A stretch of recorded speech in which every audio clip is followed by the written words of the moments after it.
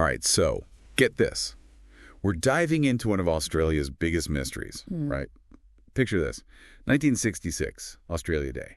Sun's out. Beaches are packed. Sounds pretty idyllic. It is, right? Total postcard scene. Yeah. And right there in the thick of it are the Beaumont children, Jane, Arna, and little Grant. Just a regular family enjoying a day out at Glen Elk Beach. Just a normal day, you know?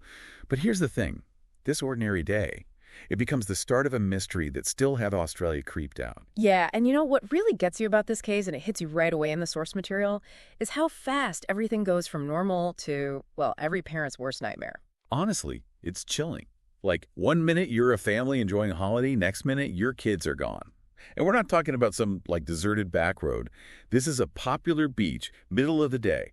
The Beaumont kids, they were just, psyched for a swim, said they'd be back at the hotel for lunch. They'd even been there the day before. No problem. It's just a regular day. Exactly. And then, poof, vanished. Their mom, Nancy, she starts to worry, obviously, when they're late. But as time goes on, minutes turn to hours, and her worry, it just turns into panic. Eventually, her husband, Jim, he rushes home from work to help search. And that's where this case, it just sinks its teeth in. Despite a huge search, tons of people looking, there's no trace of the Beaumont children. No clothes, no sign of a struggle, no witnesses at the beach. It's like they just walked off the sand and disappeared. Into thin air. Exactly.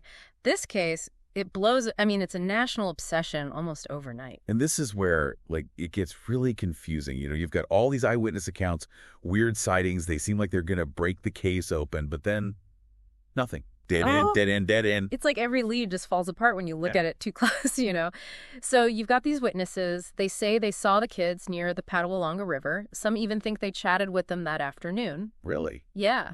Sounds promising, right? But then you start comparing stories, and it gets messy. Details don't line up. Police, they even dredged the river. Nothing. Oh, wow. And then there's this postman, local guy. He comes forward, says he saw the kids walking, holding hands, but later he's not even sure if it was them.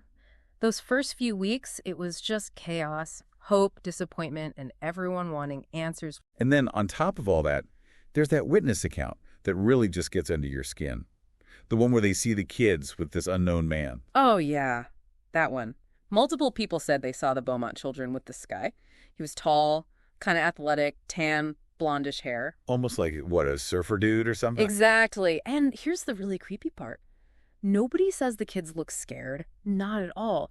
They're playing with him, laughing, totally relaxed. Which is so strange because everything we know about the Beaumont kids, from what's in the source material, they were actually pretty shy. Not the kind of kids to just wander off with a stranger.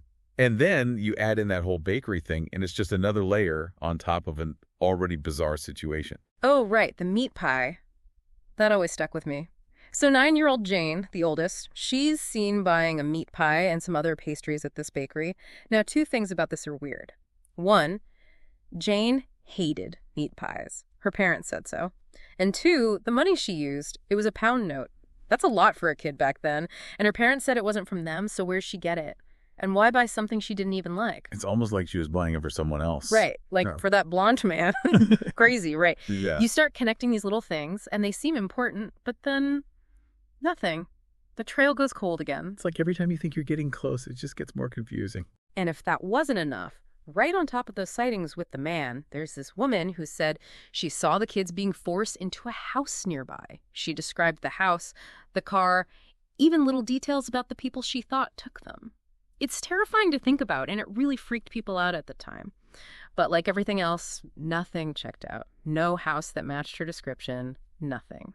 Another dead end. It's like every time they got close to a break in the case, it's like the fog just got thicker. Mm-hmm. So you've got all these dead ends, right? Like phantom sightings, nothing's adding up. And then enter Gerard Coisette, a psychic. You can't make this up. Oh, man, that was a wild turn. And it made news everywhere, and for good reason. This wasn't just some local guy. Coisette was famous. So when he came to Adelaide, suddenly everyone's watching this case again, and he goes to all these places, right? And he's saying he's having visions of the kids and... Visions? Like what? He's seeing them? Yeah, like that. And this is where it gets really out there. He tells the police to demolish this warehouse. Says it's important. Hold on. They tore down a whole building because of this guy. They did. They really thought this was it, that they were going to find something. Did they? Nothing. Not a thing. Just another dead end. Brutal for the Beaumonts, obviously. Just added to the mystery. Corset, he left, and everyone's left wondering if they had been, well, played. Wow. It's like, what do you even do with that? And if that wasn't bad enough for the Beaumont family, I mean, a few years later, they get those letters. I can't imagine getting a letter thinking it's from your missing kid. Just awful. It's rough. The first two, they came in 66, just after the kids disappeared. They thought it was from Jane. She was the oldest. Yeah. And then a third letter shows up, and this one says it's from the man, the guy who took them. And the letters, they had all this stuff about where they were being held, even family things, phrases they used. Yeah, that's messed up. It is. Yeah. But you can see why the Beaumonts, they clung to those letters. Right? Yeah. For a while, they thought, okay, they're alive. We can get them back. So the police, working with the parents, they do everything the letters say. Set up this whole rendezvous at a park. Can you imagine being them? Waiting, hoping. Brutal. And no one shows. Turns out, the whole thing, it was a hoax. This 41-year-old guy, he did it, said he thought it'd be funny. Are you serious? That's what he said. It's just heartbreaking. And this is where it goes from like a mystery to just a tragedy. The investigation, though, it never really stopped. Over the years, tons of leads, people they looked at, suspects. Derek Percy, they looked at him. He was a murderer, but the timing was off. Then James O'Neill, another child killer. But nothing concrete tying them to the Beaumonts. Like trying to put together a puzzle, and half the pieces are missing, and the other half, they might not even belong. And it's even more frustrating when you realize some of these guys, like Bevan Spencer von Einem or Arthur Stanley Brown, they hurt kids.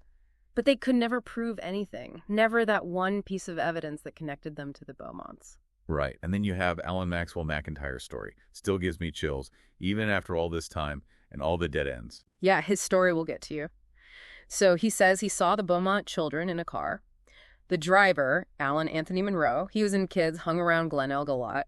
And get this, McIntyre says he saw their bodies in the trunk of Monroe's car later that day. Oh, God. It's awful, and if it's true, it could have been the answer, right? But it's like you said before, just one guy's word. Exactly. No proof. Huh? They looked into Monroe, but never connected him to the Beaumont kids. He died in 2002, so if he did it, he took it to his grave. And through all of this, you have Jim and Nancy Beaumont living with every parent's worst nightmare. They never moved, always hoping, maybe, just maybe, Jane, Arna, and Gran would walk back through the door. Can you imagine all those years, the pressure, the false hope, the dead ends? It's almost too much to think about. Their marriage fell apart, and Nancy died in 2019. Jim's still alive, in his 90s now, still looking for answers. So where does that leave us? We've gone through everything, looked at all the evidence, but the Beaumont children, they're still out there. Maybe the answer's buried in all those witness statements, police reports, the rumors, or maybe what happened that day, it died with the Beaumont children, lost to time. Whatever the answer is, this case, it reminds us that people don't give up hope, that losing someone like that, it changes you. And sometimes, even when it feels like there are no answers, we keep searching anyway.